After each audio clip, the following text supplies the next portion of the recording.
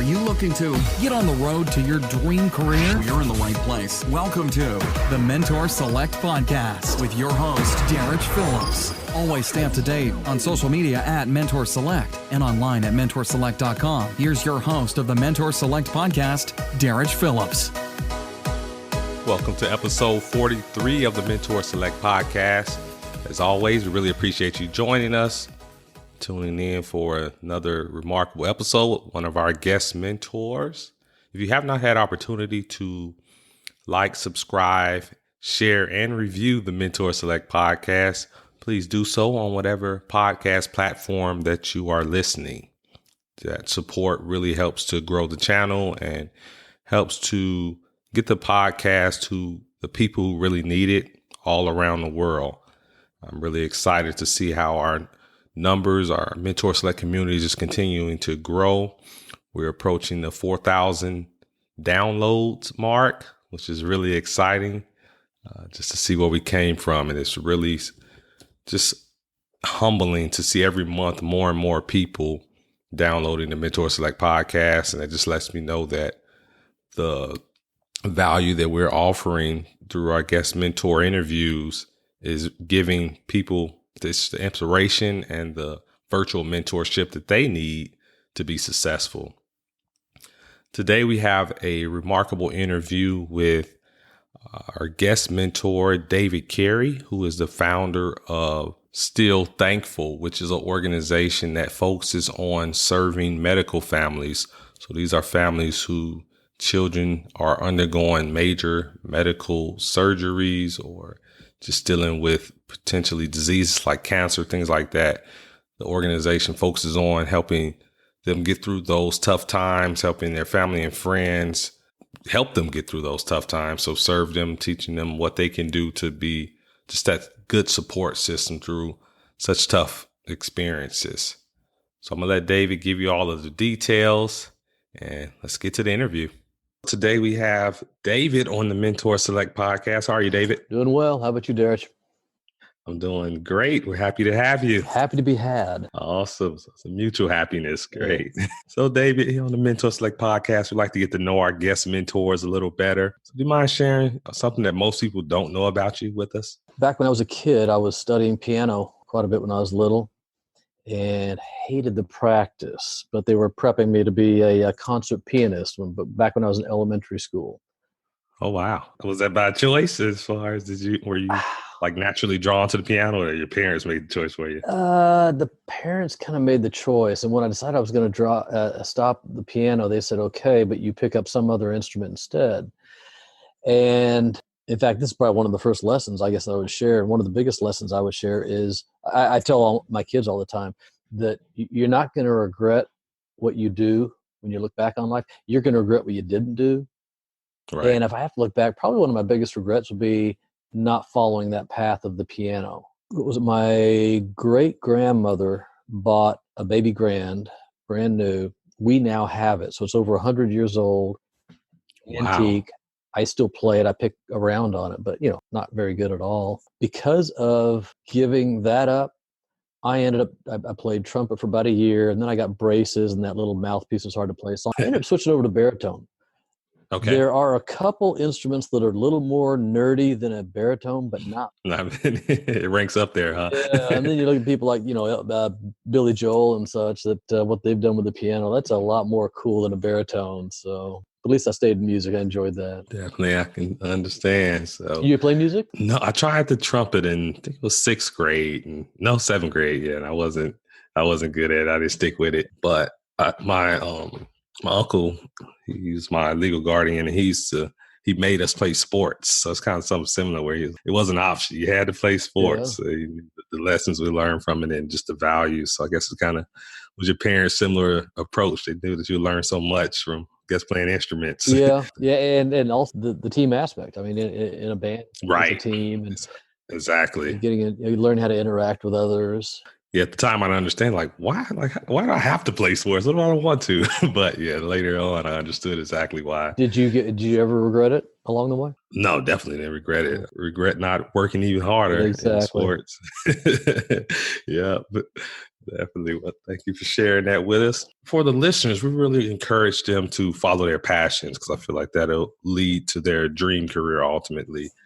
David, can you tell us how you're following your passions? Let's see if I can make a multi-decade story a short one. We love stories. Yeah, well, let's see. I met Valerie back in 1985. We got married in 87. Had started having kids a few years later, so I've got 3 kids. And the middle one, he's 25 now, Okay. developer, married, out on his own, off my payroll, all that. It's a good thing. Amen. He's the one I call our story kid. He had a Okay. heart transplant when he was a baby, about 11 months old. And we were not prepared for it, of course. Difficult time. And he got through it fine. He's healthy, grows up, and then has to take meds all the time. Well, the medicine he takes for the rejection caused cancer when he was in high school. And he missed about 3 months, I guess, of school his senior year, chemo and baldness and all that good stuff, and still graduated on time. Wow. Had a great attitude about it, just dealt with it. After that, continued on to college. And there have been plenty of times prior to that where Valerie and I thought, is he even going to last, to college? Do we even worry about college? He got into college and studied in the engineering school, computer science. Had a second heart transplant during college and still got through that. Didn't even miss any school. Happened over one summer. Graduated after 5 years. So with all that, I decided, I realized Valerie and I have 2 decades of pediatric hospital experience. There are a lot of novices out there that, the rookies that are coming through the first time with their child, first and second time, they're not used to that traumatic event. And I told Trenton along the way, I said, look, you're not going through this for nothing. We're being prepared for something. And there has to be some kind of good that comes from this. I'd hate to think we go through all that experience with our kid and nothing good happen. Right. And that's where I decided, I've got so many more days left to help other people who are going through that challenge. And that's where I created Still Thankful, stillthankful.com. It has been, until recently, mainly just a blog to educate, inspire other medical families, but also their support group of family and friends, those people who want to help but don't know really in what way to help. And that's where probably one of my biggest passions right now is that. There's a couple others we can talk about too, but that's the first that comes to mind when you ask, is figuring out new ways to help people who are going through really traumatic situations with their kids in the hospital. Yeah, that's an incredible story. Did I dump enough on you right off the bat? No, that's a good launching point. So with Trent, you mentioned how through all these 2 heart surgeries, cancer, he was in high spirits and he had a good attitude about it. What do you think? Is that just part of his personality? How do you think he found that strength to just remain strong through all of that?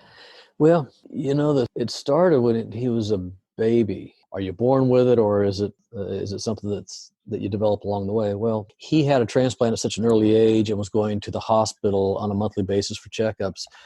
The whole hospital setting was something he's just always been used to, poked and prodded and filled with medicine and seeing doctors and communicating with doctors. So he has never been intimidated in interacting with a doctor. Sometimes I kind of wish he were, because he has no problem stating his mind. So when it came to the procedures that he's gone through, he didn't like them. I've counted up that he's been stuck by a needle. It's got to be well over 500 times by now. Wow. He doesn't like it, still doesn't like it, but he deals with it and knows it's part of life. And I think it was, when he went through cancer and all the chemo and all that, I think that's where he really showed his mental strength. I had a friend come over who had gone through the same kind of cancer as Trent. I asked Trent prior, we were sitting in the hospital one night, and he was in a lot of pain. He was standing, leaning against a counter, groaning from pain, and he had the cancer in his abdomen. There's pain down there. Oh, wow. And I said, Trent, are you starting to get these feelings about why me? And it's not fair. And he goes, no. And I said, are you sure? He said, yes. I said, okay, because there are a lot of kids that have had a heart transplant, and there are a lot of kids who have gone through cancer, but there are not a lot of kids who have had a heart transplant and cancer. And you can be quite an inspiration to these kids. And I think it's important that you really think about keeping your attitude positive. And all he said was, I know. He let it go at that. But I still had this concern, and decided to contact this friend who had the same kind of cancer. He's my age. Had him come over to the house and talk to Trenton, and you just see how it goes, see what comes out of it. And the friend came over and he was talking to Trent about what he went through, sharing war stories and, the pains and the procedures and on. And Trenton shared a little bit here and there, but really didn't talk as much until one point when there was a break. And Trenton said, well, I've been through worse than this. I've had a heart transplant. Yeah. And I heard then, I go, okay, that's our line now. We've got a heart transplant. So now, ever since that time, we can come up with a line that, I've been through worse than this. I've had a heart transplant. Or Trent can say, I've been through worse than this. I've had cancer too. Yeah. It was that, just kind of maintaining the attitude. But I think what also helped was just paying attention to reality. When we went to the oncologist for the first meeting, after we learned what kind of cancer he had and how they're going to treat him, the oncologist kind of laid it all out and said, we know what this kind of cancer is. It's classical Hodgkin's lymphoma. We think that we will probably give it about 4 rounds of chemo. We don't need any radiation or surgery. That has about a 90% success rate. She's going on. And I go, wait, back up. Did you just say we have a 90% success rate? And she said, yeah. And I looked at Trenton and I noticed his eyes kind of light up a little bit. And I could tell he was calculating. He's a computer science guy. He was calculating. Okay, 90%. All I'm going to do is go through this and I'll be fine. Yeah. And so I think that's kind of what helped him out along the way. So like it or not, sometimes having gone through these things, all this time leading up to the hospital, sometimes that experience is what you have to go through to build that stamina. Once he got through it at the other end, we had our final oncology appointment. And when they told us that the chemo was successful and that we were done, I looked at my wife and I could see her eyes light up, and I could tell her eyes were very excited. Trent and he looked like he wasn't paying attention. There was no change, no expression. And so when we left the doctor's office, I said, so Trent, tell me, what'd you think of the news? He said, I knew it. And I go, okay, transplant, cancer, 2 down. What now? And he said, HIV, scurvy? I go, no, man, you've had your turn. You're done. Right. Let someone else get some inspirational experiences, huh? Exactly. So, I think these things have got to have some impact on him, but he at least doesn't show it. I mean, he's had a second transplant. That means so he has had his chest opened up twice. The thought of that, doesn't that sound freaky, scary? It sounds intense. Definitely. That morning he was heading into the operation. He was in pre-op, and we sat with him, and his blood pressure and heart rate were down at normal levels. In fact, slightly below. He seemed calm and didn't express any concern. So how much of that is the way he's made? Honestly, I think a lot of it is sometimes you just have to go through it. And once you do, then that experience makes you a veteran. That's the way we are now. We're not intimidated by the hospitals. Valerie and I can walk into the hospitals, and I toured one recently, walked through ICU and such, and to the cardiac area, and I could read the monitors. I understood what was going on. I was feeling sorry for those families, but I also knew how to kind of manage myself in that situation. Gotcha. The phrase we used in the Army, we always say battle tested. So like if you've been in war, you made it back here, you're battle tested. So you all are definitely battle tested when it comes to hospitals and these medical procedures. So in your case, battle tested. Yep. Now that you go through that, when you come back, do you think that would prepare you for a situation like this? Do you think you'd be more prepared to handle it? Definitely. It's still going to be a new experience, but certainly that mental strength is there. So it's just a matter of tapping into it and realizing like, okay, same way what Trenton said, like I survived heart surgery, so I know I can survive cancer. So it's kind of the same mentality where like, okay, I survived war, so I know I can survive cancer. It's really always looking at it that way versus, like you say, you don't want to get into, oh, poor me, why me, any of that.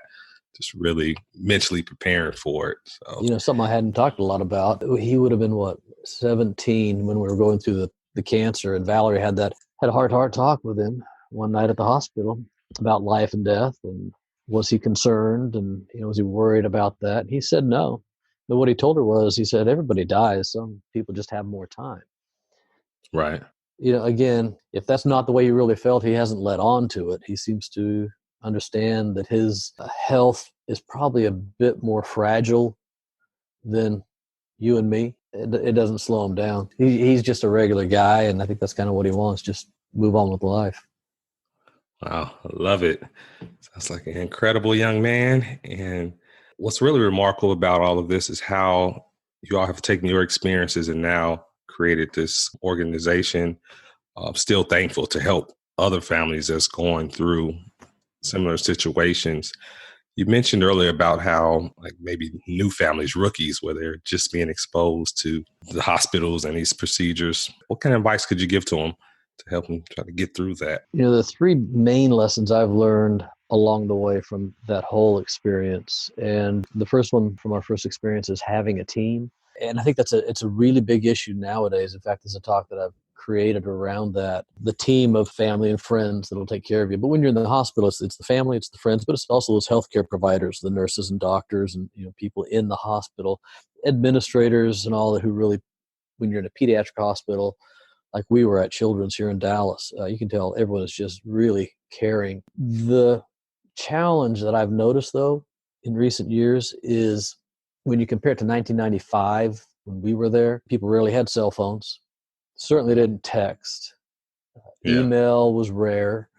So you didn't even, we weren't thinking about Facebook and Caring Bridge and Meal Train and all these other things that nowadays give us the ability to reach a lot more people a lot more efficiently. So it had to be a lot more of the face-to-face. Right. And I'll give you a couple quick stories. We were members of a church, Park Cities Presbyterian Church here in Dallas, in the early days. And the church was large enough, they divided it into care clusters, smaller groups. Okay. And the day we arrived at the emergency room at Children's, we were totally caught off guard, weren't prepared, didn't have time to call anybody, family or anybody, while we're sitting in the ER. And Trenton lost the strength to breathe there while he was lying in Valerie's lap. They resuscitated him and intubated him and x-rayed him and found out the heart was enlarged 50%. It wasn't beating, it was kind of fluttering. And so while they're prepping him to go to ICU upstairs, we took the elevator up to the 4th floor and got up. As soon as he stepped off, one of our ministers was waiting for us. And we're going, wow, hang on, we haven't told anybody. How did you know we're here?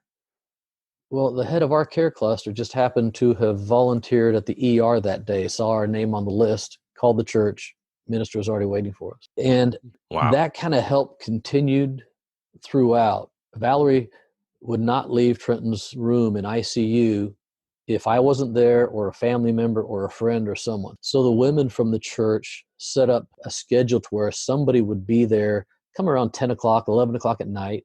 So Valerie could go back in this ICU waiting room, bunk room. They had about, 8 bunk beds. People could go get rest in. So a woman would come in around 10 or 11 at night, stay there until 7 or 8, whatever, 6 or so the next morning to give Valerie a chance to go to sleep. So if it wasn't us, our family, it was somebody from Park Cities Presbyterian Church who was with Trenton the whole time. We know about bringing meals. People would be bringing us meals. We had probably a third of the refrigerator taken in the ICU waiting room from people bringing it. We had a woman call us one time and say, I'm going to the house. I'm going to pick up Austin, the older one. We're going to take him back to our house. We'll take care of him. She didn't ask us. She didn't say, hey, let's go for help. Let you know. Right. Oh, that's a great idea. I didn't have to worry about Austin. I knew he was taken care of. So stuff like that where people would get their hands dirty actually getting stuff done. Well, nowadays I can reach a lot more people with Facebook and other social media. Right. And they can respond back quickly on social media. But I've also noticed that means it's easier for us now to use social media as a crutch or an excuse rather than getting our hands dirty, getting in the car and actually making the drive down and having that face-to-face. There's a lot of value to be had from that. And so I would tell these, to get back to your question about the younger families, have that team that you can reach out to, have a one point of contact who manages your network for you, because there'll be a lot of people who do want to help. They don't know how to help. You might get bombarded with people trying to call you that want to talk, that want to know how you feel. A lot of times you don't feel like talking to anybody when your kid's lying in ICU. Right. So you have that point of contact that kind of manages all that. I think that's one of the big things is have the team and then have the team get managed. And then the other thing is to receive the help. We all know that it's important to help other people, but it's just as important to allow yourself to be helped by someone. Okay. I had some guys from our Sunday school class that came after all they had done for us. I hadn't even told you nearly everything, but with everything they'd done for us, the guys showed up at the hospital and they handed me this envelope full of cash. Wow. And they said, we've taken up this collection for you because we know you're not working. And I said, this is too much. You guys have already done so much for us. I can't take this. And one of the guys from the group got in my face and, calmly and sternly said, don't deny us the opportunity to serve. This is one of the greatest lessons I've learned in my life is Wow. be willing to be helped. Yeah, that's a valuable lesson there. That was something I struggled with growing up, either asking for help or receiving. And then once I finally realized, hey, people want to help you. They want to serve. No problem with that opportunity. Yeah, that's why we're here. We're here. Exactly. I think we exist, to help each other. And if we don't receive help, then the whole system breaks down. Exactly. Yeah, some really good guidance and tips for families who may be currently going through it. Yeah, and that kind of leads into why I created Still Thankful and the way I created Still Thankful. People that word and what the mission of the organization is, and they think that it's a nonprofit, but it's not. This is another one of my passions, is finding ways to what I call amplify your heart. How can we find ways that if you really want to do good for the world, if you really want to help people, then let's make sure we do it in a way that is sustainable and scalable. Yeah. And that means whether it's a nonprofit or for-profit, that there are benefits to both. But when there's some profit incentive in there somewhere, that creates a lot of opportunity to get a lot more people involved. Okay. So the people who want to help and just want to give wherever they can and working through a nonprofit, that's one thing. But if there's a whole nother group of people have a way to help someone and they're going to make money off it, that's fine. If that's what drives them in a way that will help my community of medical families, great. If you're serving my families and makes their life better in some way, then that's what it's all about. Yeah, then let's find a way to make that work. Yeah, exactly. Who cares about the entity or the structure as long as the end result is serving those medical families? Yeah, I'm speaking to a group this weekend, in fact, about intersection of entrepreneurship and philanthropy. And the thought being, one of the examples, let's say homelessness. And there's a nonprofit out there that needs, let's say, whatever it is, $1 million to operate for 10 years, and it can help 1,000 people a year. Yeah. Or you have somebody who's building a real estate development and they want you to invest $1 million. And in that development, they're going to provide temporary housing for the homeless, along with workforce training and job placement. And there'll be some sort of revenue that comes off of that. It's going to be a for-profit company that gets these people on their feet, gets them back working, and they want you to invest $1 million in it. And they're going to pay you, let's say 10% as a note over that 10-year period. And they're not able to help anyone the first year because they're building it. And the next year they can help 500. The next year they help 2,000, and then 5,000, and then 10,000. And you're going to help multiples more than that nonprofit. And you're going to make your $1 million back, and you're going to make your $1 million profit off of it. And now you can go do it all over again. Wow. Who do you want to give the money to? My contention is make the investment in something where the impact, look at the impact. I don't worry about what your reason is as much as I worry about, are you going to have that impact that I want you to have? I want you to solve homelessness. Let me invest in that. And with that investment, how about we go hire that other guy from the nonprofit? He can be your PR. Yeah, that's a great illustration of amplifying your heart, certainly. I had somebody one time say, if you're helping someone, you should do it out of the kindness of your heart. And it was somebody who had taken care of Trent at one point. And what I didn't say, but I wanted to say was, well, you're one of the best caregivers we ever had. Should you have done that for free? I'd hope you'd be bonused for it. Right. Yeah, it'd be great if everyone's doing it out of the goodness of their heart, but it has to be something that's sustainable. Yeah, but you also mentioned something that's also scalable as well. When you're doing nonprofit, the scalability is limited in a lot of ways versus for-profit. Yeah, a lot of nonprofits have to keep, begging for money to go do their thing. And if you have some incentive in there for, let's say if it's a nonprofit that works with the for-profit, and the for-profit benefits by working with a nonprofit, well, then next year, you at the nonprofit probably don't have to go begging for money, because that company is going to come to you saying, hey, let's do this all over again. Right. Yeah. It's a great collaboration. Yeah. So those are the things we work on with Still Thankful, is whether it's a nonprofit or for-profit that can serve this community of medical families. If you can find a way to make it work, then let's find a way to work together. Love it. So you mentioned earlier about people who actually want to help but don't know how to help.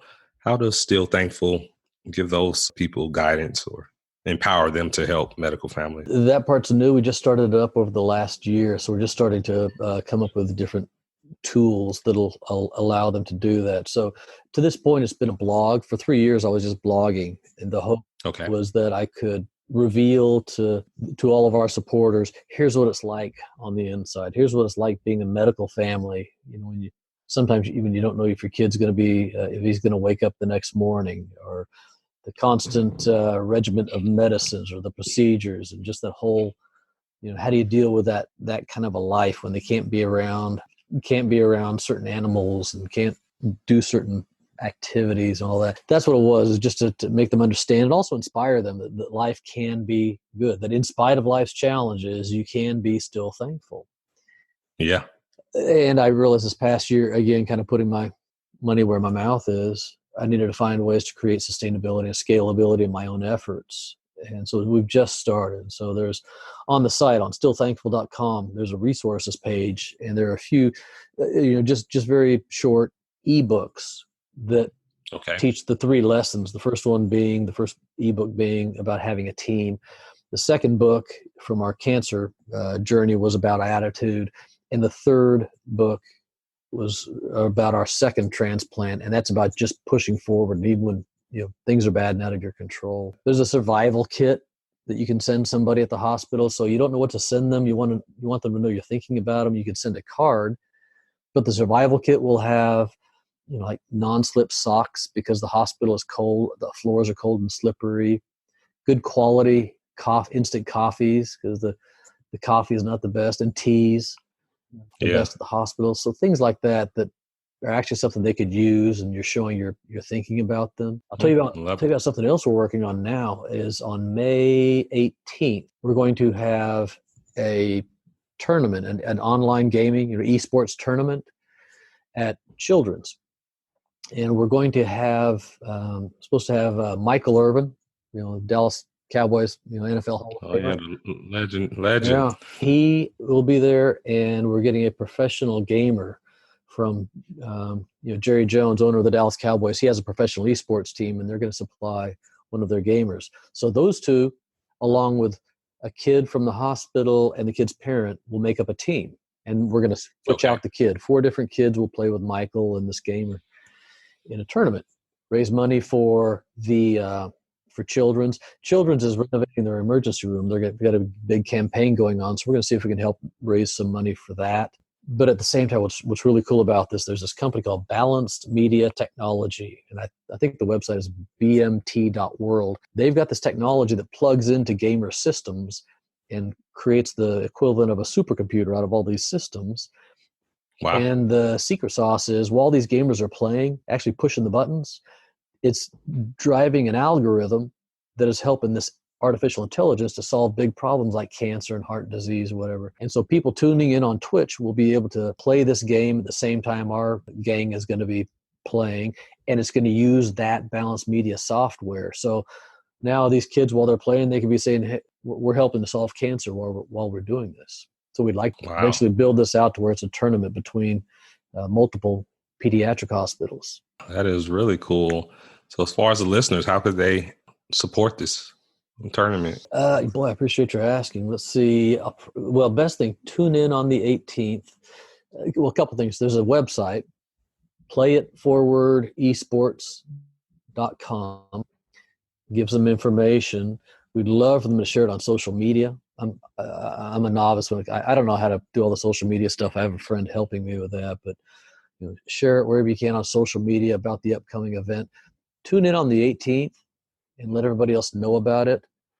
Okay. If nothing else, at least tune in and you can play a little bit of this game that's going to be available on there. And so you can help solve cancer while you're tuning in. The other thing, longer term, and this is where I don't have a good answer for you because we're just now testing this out, but it's Balanced Media, it's Michael Urban's entity, and it's Still Thankful working together to build this tournament out. And again, for the sustainability and scalability, we're looking for revenue models that actually make it a revenue generating opportunity to bring more people in different ways that allow us with those profits to scale this tournament up bigger so we can hopefully help more hospitals.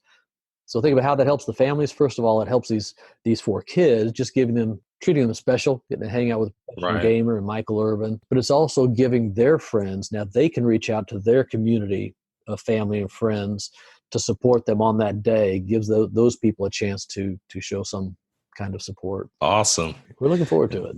Playing games for a good cause. Exactly. Play it forward. Play it forward. I love that. Catchy, huh? Yeah, it is really catchy. We'll certainly share all that information on the show notes. Yeah, highly encourage all the listeners to tune in and share. Awesome. Yeah, that'd be great. Like I said, it's a first-time event. We're still testing it out. So if anybody's involved in that and has suggestions as to how we can accelerate it, we're open to that too. Cool. What do you find most fulfilling about running Still Thankful? One of the great things was last summer. You wonder what kind of impact you're having, and Still Thankful is still really small because, again, I'm not a social media expert, and so I think there's a lot of people who don't yet. I know most of the world does not yet know about Still Thankful, and it's also been, think about it, it's been over 2 decades since Valerie and I had a baby in the hospital, and those are the people we want to help. And last summer I was thinking to myself, you know what, I need to get in touch with a family that's at that stage. I'd love to know what's going on and see if I can just to stay in touch with that community. And I swear it was the next day or the day after that I got an email from someone who said, I found your blog at a perfect time. We were going through a low point. Our baby just had a transplant a couple months ago at Children's here in Dallas. And I love your blogs and how you can be still thankful through all this. We would love to meet you for dinner sometime. And I thought, this is exactly who I've been looking for. And to know that it did help somebody, that exact kind of somebody I've been wanting to help. And we got together and I was able to learn from them about some things, kind of the way life is nowadays, and also some of the similarities, some of the things that we went through, that they still go through. That's probably one of the most rewarding things I've experienced. That's what it's all about. And it's great it's a good thing about technology with your blog. It can be maybe 10 years from now, and people can still find blogs that you originally wrote, but it's helped serve them in the moment. So just like the family you mentioned, that's pretty incredible. Yeah. Love it. Well, Dave, you've given us a lot of great just inspiration, tips, guidance, and mentorship. Love it. As we get ready to wrap up this interview, I guess what would you say to someone who probably has gone through some type of adversity, whether it's medical or just any adversity in their life, and they're not really sure? They made it through it, but they're not sure how to, I guess, help others through their experience. What advice would you give them? The lessons that I had in our life are some that they're so basic, but after what we've gone through, hopefully you can appreciate how vital they are. And whether it's just anything in life, whether it's medical related, whether it's work related, I think all three apply. And the number one thing is to have a team. And that doesn't mean just have people around you. That means have good people around you and be one of those team members. So you're supporting each other. That's where the family really comes in. I think the first point of contact for the team is the family. But then after that, it's the friends. Get involved in things and make sure you're hanging around good people. After that, it's, the second point is the attitude. I still go through plenty of struggles. And sometimes, and it still gets to me at times, I still feel stress and such at times. And that's where I say, okay, remember, I'm swamped with activities, with things going on. Sometimes that's where the stress comes in. And I have to remind myself, okay, it's better than being bored. I don't want to be bored. I want to be active. And so I have to appreciate these times, because at some point when it stops, it stops.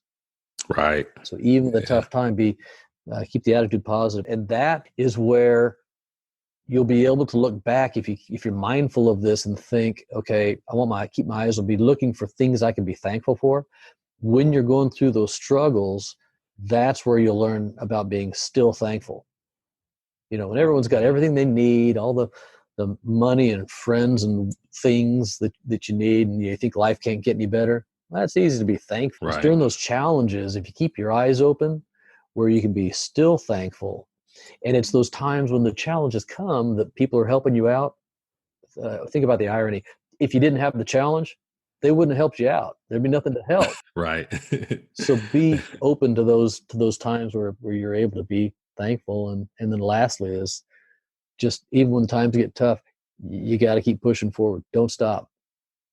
Yeah. Wow. What's that little line? When you're going through hell, don't stop. Keep going. Keep going. Got to keep moving. Wow. That's great advice. So, David, how could the listeners get in contact with you? The website is stillthankful.com. And my email is there too, david@stillthankful.com. Facebook page is DC Still Thankful. Instagram is still.thankful. Okay. And Twitter is DC Still Thankful. Trust myself. Yeah. I remember them all. So you're a social media guru after all. Yeah, right. Go to those spots and you'll see how much I am not. I'm still learning myself. They change every day. It's always something new. But awesome. I'll be sure to include all your contact information in the show notes, and just share information about the Play It Forward on the social media and everything. So hope that's a big success for you all. It's for a great cause, and Still Thankful is doing some remarkable things. I'm looking forward to seeing you all grow and impact many, many families all around the world.